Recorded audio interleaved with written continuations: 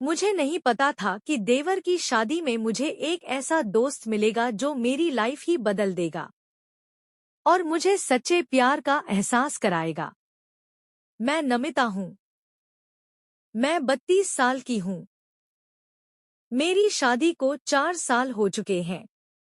मैं खूब गोरी हूँ और देखने में बहुत सुंदर हूँ। शादी के बाद पति के दिन रात प्यार करने से मेरा शरीर भरा पूरा है। मेरे पति मुझे बहुत प्यार करते हैं। यह बात 2 महीने पहले की है, जब मेरे छोटे देवर की तिलक थी। घर में खुशी का माहौल था। सुबह से ही मेरे देवर के कई दोस्त आए हुए थे जो घर के कामों में हाथ बंटा रहे थे। उनमें से एक दोस्त जिसका नाम सौरभ था, वो मुझसे कुछ ज्यादा ही हंस हंस कर बात कर रहा था। उस दिन मुझे मेहंदी भी लगवानी थी, तो मैंने देवर से बोला किसी को मेरे साथ बाइक से भेज दो तो मैं ब्यूटी पार्लर से मेहंदी लगवा आऊं।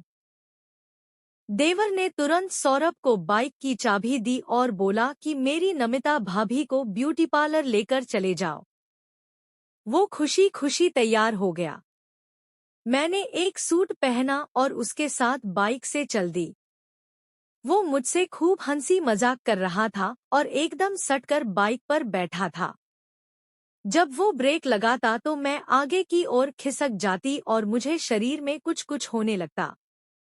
मुझे भी शरारत सूझी और जब उसने ब्रेक मारा तो मैं एकदम से आगे को और खिसक गई। वो बोला भाभी आपको बहुत शरारत आ रही है, अगर मैंने शरारत करना शुरू कर दिया तो आप गुस्साना मत। मैंने मुस्करा कर कहा धत पहले। फिर हम ब्यूटी पार्लर पहुंच गए। वहां मैंने अपना मेकअप करवाया और मेहंदी लगवाई। फिर जब मैं ब्यूटी पार्लर से बाहर निकली तो वो मुझे देखता ही रह गया। उसने कहा भाभी अब तो आप मेरी हालात खराब कर दोगी, एकदम कमाल की लग रही हो। मैंने कहा तो क्या अभी तक मैं तुम्हें अच्छी नहीं लग रही थी क्या? फिर उसने कहा नहीं भाभी आपका तो सब कुछ अच्छा ही लग रहा है मुझे। मैंने कहा क्या क्या बताओ न। तो उसने कहा भाभी रहने दो, बता दूंगा तो गुस्सा करने लगोगी। मुझे भी शरारत सूझी। मैंने कहा बताओ न सौरभ। फिर उसने कहा भाभी सुबह से आपके पीछे हिलते इन मटकों ने मेरी हालत खराब कर रखी है। यह कहकर उसने मेरे मटकों पर हल्की सी चपत लगा दी। मैं शर्मा गई।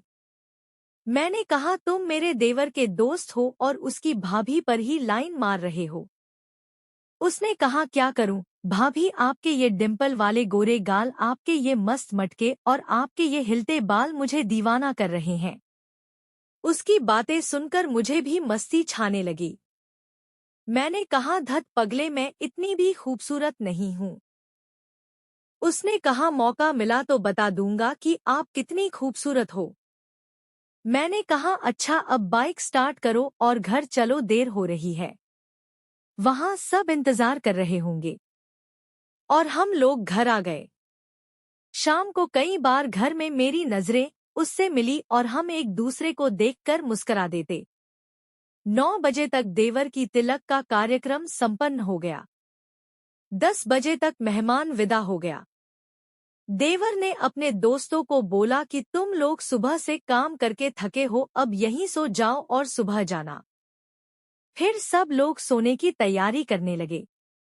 तभी मौका देख सौरभ ने मुझे बुलाया और मेरे कान में धीरे से कहा भाभी 11 बजे मुझे पीछे वाले स्टोर रूम में मिलना, मैं आपका इंतजार करूंगा। यह कहते कहते उसने पीछे मेरी उसको दबा दिया। मैं कुछ कहती इसके पहले वो दोस्तों के साथ आगे ड्राइंग रूम में चला गया। मेरी कुछ समझ में नहीं आ रहा था कि क्या करूं, उसकी बात मानूं या नहीं। ये सोचते सोचते 10:30 बज गया। मेरा दिल उलझन में था कि उसने मुझे क्यों बुलाया है। सब लोग थके थे इसलिए लेटते ही सो गए। जैसे ही 11 बजने वाला था मुझे ऐसा महसूस हुआ कि वो पीछे वाले स्टोर रूम में घुसा। मेरा दिल जोरों से धड़क रहा था। मैं धीरे से उठी और चुपके से स्टोर रूम की ओर गई।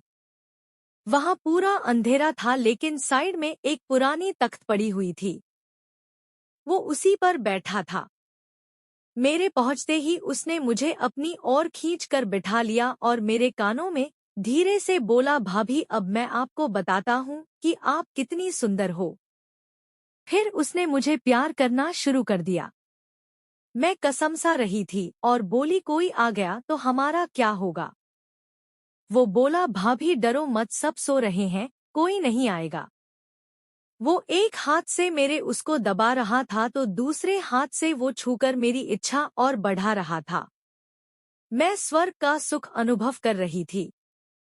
इतना मजा तो मुझे कभी पति के साथ भी नहीं आया था। फिर उसने रात भर मुझे कई बार जमकर प्यार किया और मेरी इच्छा तृप्त कर दिया। उस अनुभव को याद कर मैं अभी भी खुश हो उठती हूँ।